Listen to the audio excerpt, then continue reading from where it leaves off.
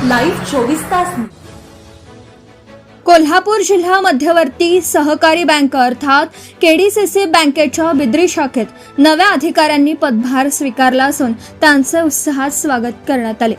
केडीसीसी bank Bidri शाखेच्या नूतन शाखाधिकारीपदी अनिल पाटील यांनी पदभार स्वीकारला आहे। तसेच विश्वनाथ हिरगुडे यांनी कॅशियर म्हणून आणि संजय कांबळे यांनी क्लार्क म्हणून कार्यभार स्वीकारला।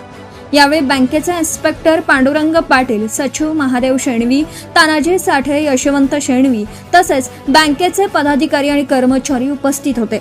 उपस्थितांच्या हस्ते नूतन अधिकाऱ्यांचा पुष्पगुच्छ देऊन सत्कार करण्यात आला। नवीन शाखाधिकाऱ्यांच्या नेतृत्वाखाली ग्राहकांना अधिक दर्जेदार, जलद आणि पारदर्शक बँकिंग सेवा मिळेल असा विश्वास उपस्थितांनी व्यक्त केला।